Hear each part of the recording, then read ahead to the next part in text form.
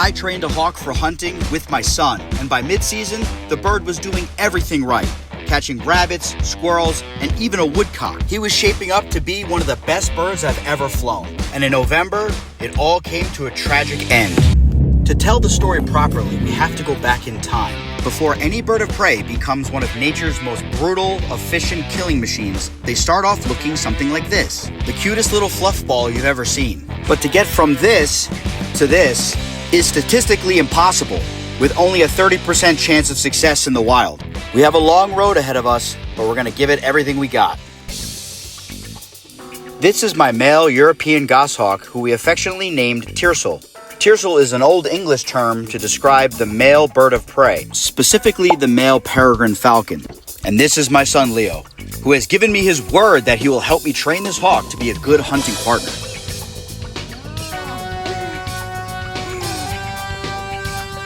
No! One might ask, how do you go about getting a hawk, and is it legal? And the answer is, no, it is not legal. And if you attempt to do this without the proper licenses, it will result in massive fines. A stay of 5 years in federal prison. So unless you want to end up in jail, you need a falconry license to acquire a bird of prey. This particular bird was captive bred, and even with the proper licenses, it is still extremely difficult. You must fill out a form to capture a bird, to buy a bird, when the bird dies, when the bird is released, when the bird is lost, or if the bird is stolen. Prison. Falconry is the most regulated hunting sport in the United States. And even with all the hoops and hurdles you have to jump through to become part of this community, I feel that it's worth it. With all that out of the way, let's get into some training and hunting with Mr. Tiercel and my son Leo.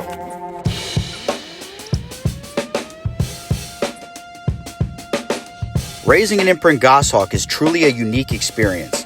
This little velociraptor is sitting on my counter looking at me like I'm supposed to have all the answers. But in reality, we've always looked to the bird themselves for the answers. We study them in the wild, and we base all of our training off of what we've learned about them. This is falconry at its core, and this is the way it's been practiced for thousands of years, all the way up until today. My co-host of the Sporting Chance podcast, Aaron Kincaid, said it best.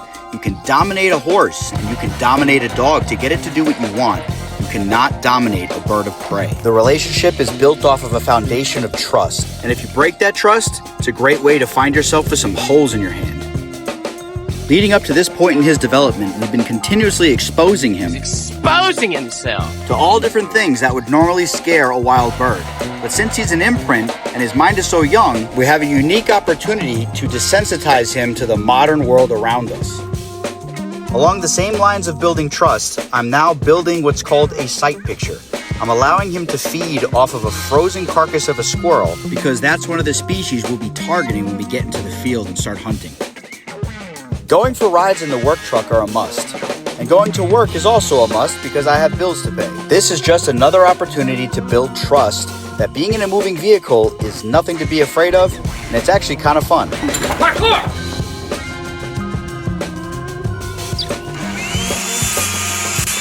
The chaos of a construction site, my dad taking Leo for a ride on the lawnmower, are all great opportunities to lower his natural fear response.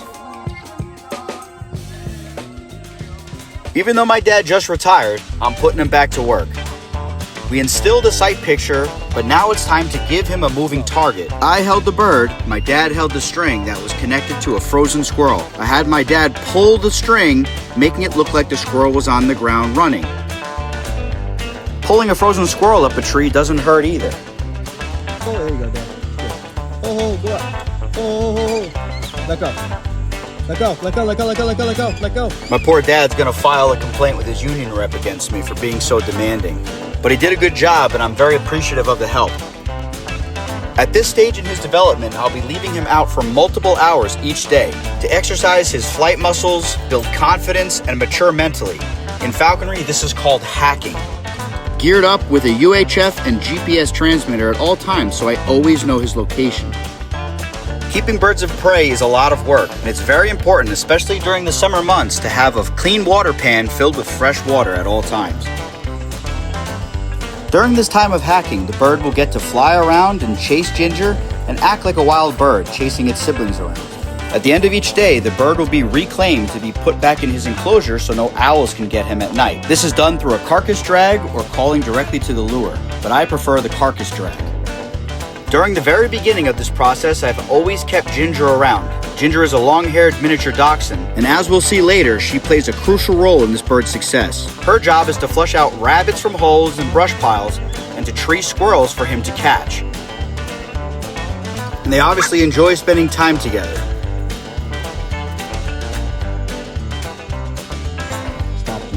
As the hacking process progresses, the bird will become more fit and strong, and eventually he'll want to test himself against his natural quarry.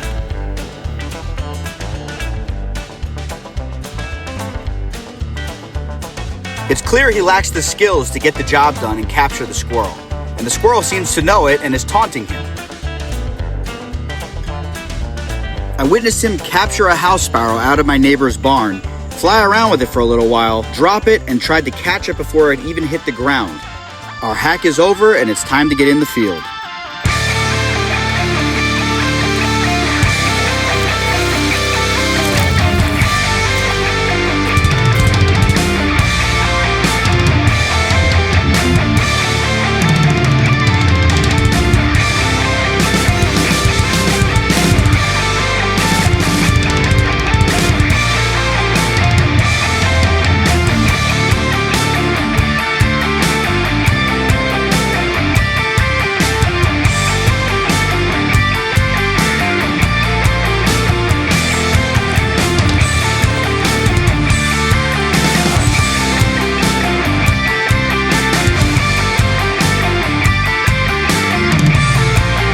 Our first outing in the field was a success. That doesn't mean he caught anything, because that's not the goal. At the stage right now, we're just looking for him to chase with enthusiasm, Ginger to flush rabbits, and at the end of it all, I did a carcass drag, and both dog and bird got a reward.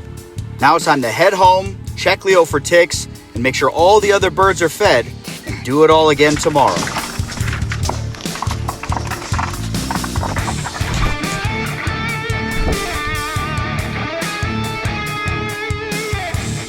Even though the bird is chasing, his intentions on capturing the rabbit or squirrel are really not 100%. He's still building his confidence and chasing to learn how the quarry moves when it's being pursued. This is part of the natural history of the bird. Oh! Fun fact, goshawks can go from 0 to 60 miles an hour in roughly 2 seconds. Get him. Get him. Get him. Get him. Get him. This is Ginger's first hunting season, and she's not even a year old. So I am just stoked to watch her work rabbits with such enthusiasm. We're good? We're good? Okay, come. In falconry, this is called the entering process, hunting for rabbits while the bird is still in an obvious progression of learning. He was completely out of position for this slip and would have definitely caught it, or at least tried to, if he was closer in position.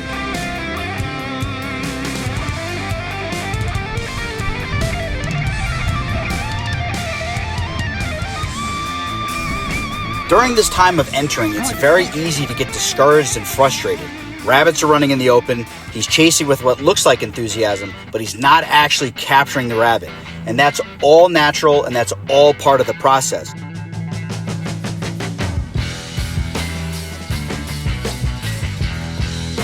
I mean, that one, he literally had his feet on it, so that was a little frustrating. But we're just gonna keep chasing around in circles and see what comes of it. Thank God for Ginger being able to get into tight places. Yes. Good girl, good girl. Get him, get him, get him. Get him. Another miss and another day of going home empty-handed. But as long as we're having fun, that's all that matters. Tiercel took a long flight across this field, and we got to get over there.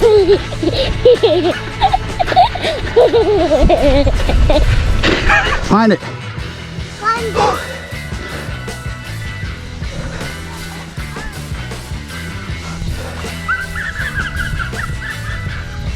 Rain or shine, we're still out in the field. Windy days are some of the best opportunities for him to learn how to handle himself in difficult conditions.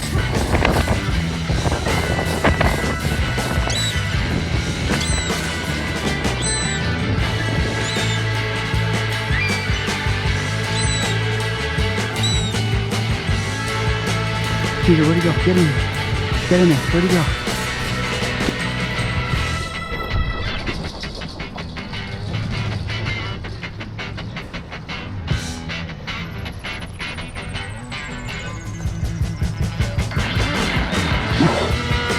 Yeah. Yes! And just like that, all our hard work paid off. The countless hours spent raising him, entering him, doing carcass drags, he finally put the pieces together and built up enough confidence to finally throw his legs out and catch this young rabbit. And we have Ginger to thank for it, constantly putting pressure on these rabbits, using her little nose and her little legs to push this rabbit out in the open so he could make a clean shot. After that tremendous confidence boost, now he's not playing around and we can get to work actually catching rabbits.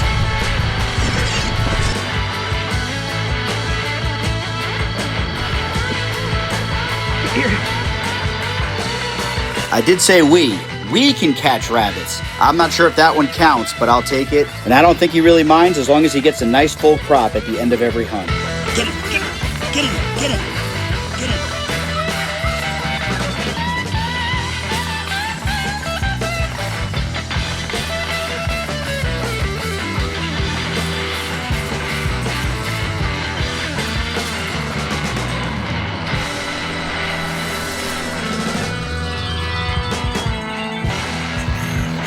When all the pieces fall into place and your bird is finally catching wild quarry consistently, there aren't words to describe how satisfying it is to see your bird thriving and doing what he would naturally do in the wild. And to be able to share this experience with my son is something money cannot buy.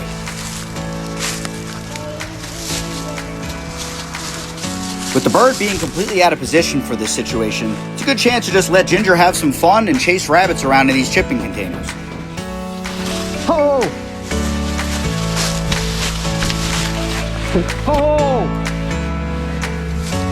Hup, hup. Careful, Mook. You okay? Ginger, come! Leo, come on! Run, run! Come on!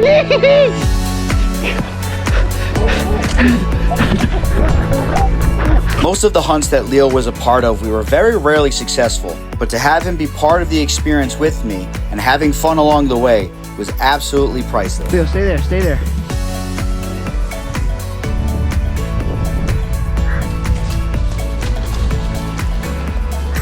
Get him, Ginger! Oh! Get him, Ginger, get him! The Tiercel has only caught a couple rabbits, so he's still learning how they move and how to handle them. Ginger, just being a puppy herself, is still fine-tuning her skills as well. Get him!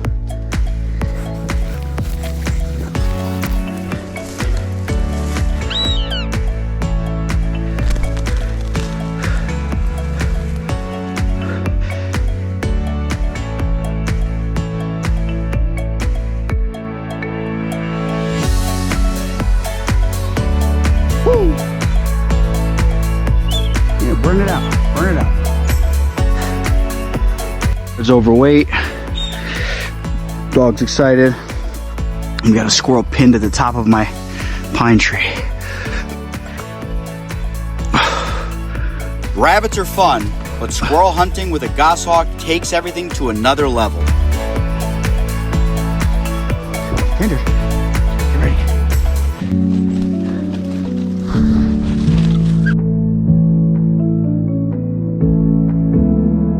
Not really sure what the heck I just witnessed, but it looked like the bird was having a competition with the squirrel on how many times it could smack its head against the fence.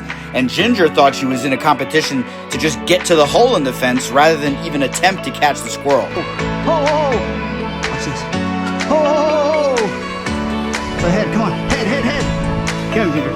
Oh, you're done, son. Oh, shit.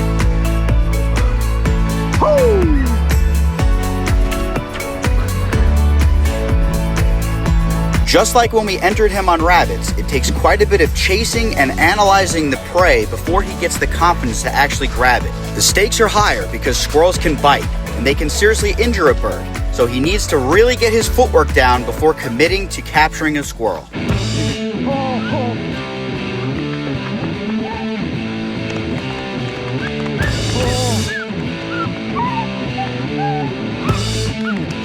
Get him, Ginger.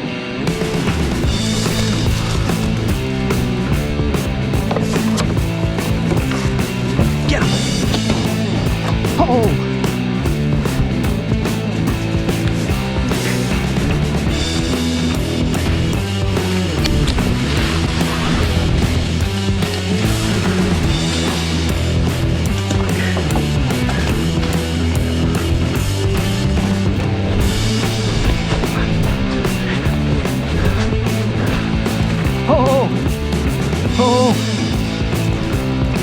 Ginger, Ginger, come. Ginger, come. Hold it. Probably one of the worst places you could catch your first squirrel. But I'm just happy he's all right. Luckily, this is a very quiet street, so I was able to get him up off the road and onto the side. Nice full crop, and we're off to the races chasing squirrels. Get him, Ginger. Get him, Ginger. Get him. Get him.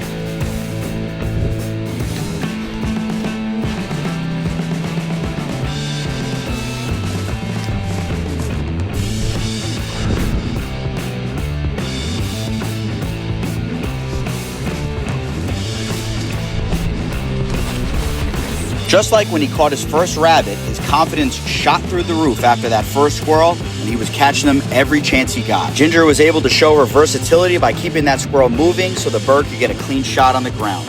Other than developing a sight picture early to keep your bird focused on the intended quarry, bycatch is a reality of falconry, and it's a reality in nature. Birds of prey are opportunistic and will take any chance they can to feed themselves.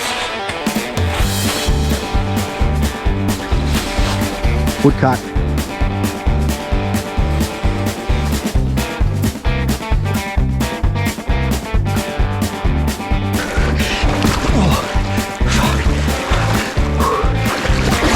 Ginger, come!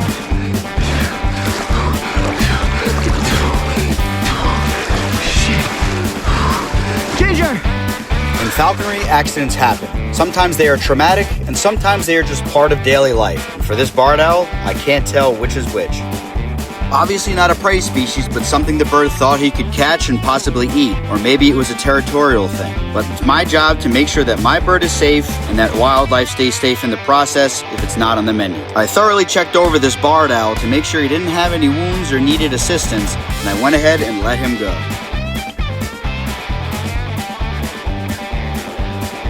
Get him out. Oh shit. Oh. Ginger, let go. Ginger, let go. At this point in his development, it finally felt like he understood what was going on. The countless hours spent raising, hacking, entering, and hunting him had paid off. But falconry has a way of reminding you that these birds are never truly ours. They may hunt with us, live with us, but they still are subject to the laws of nature.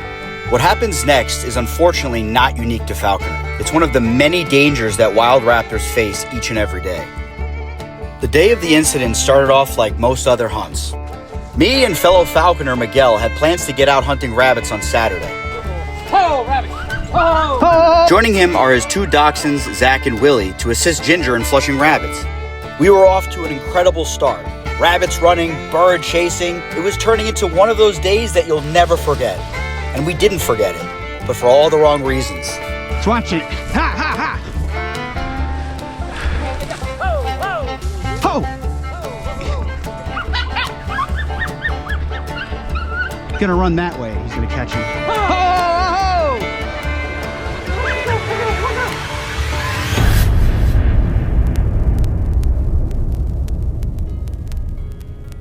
And just like that, it all came to a screeching halt. As he moved up in position, he landed in the absolute worst spot imaginable, on an insulator for a power line. The current of electricity entered one leg and exited the other, destroying the leg instantly. I reported the pole to the power company and made a police report to document the evidence. As expected, the pole is still there to this day, and nothing has changed. Truthfully, this is a risk I should have been more aware of. And this situation taught me a hard lesson that I'll never forget. Roughly 11 million birds are electrocuted each year in the United States alone. 1 billion from collisions with windows. 3.7 billion birds are killed each year in the United States by house cats. The challenges birds of prey face in the wild never stop. But falconry gives us something few people will ever truly experience. Not a distant view through a pair of binoculars or a nature documentary, but a front row seat into their world. The triumphs, the failures, the struggle to survive. The amazing memories my son and I built together during this process will last a lifetime. Passing falconry down to the next generation is just as much a part of the sport as the birds themselves. And even if my son doesn't want to become a falconer himself, the respect and understanding of the natural world that he gained through this experience will stay with him for the rest of his life.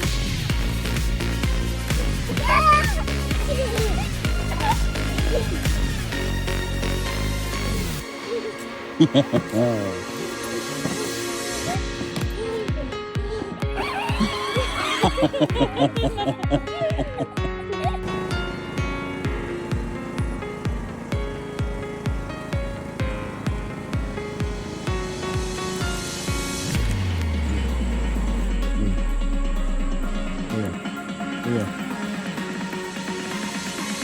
Come on. Walnut. What is it? Walnut. The walnut.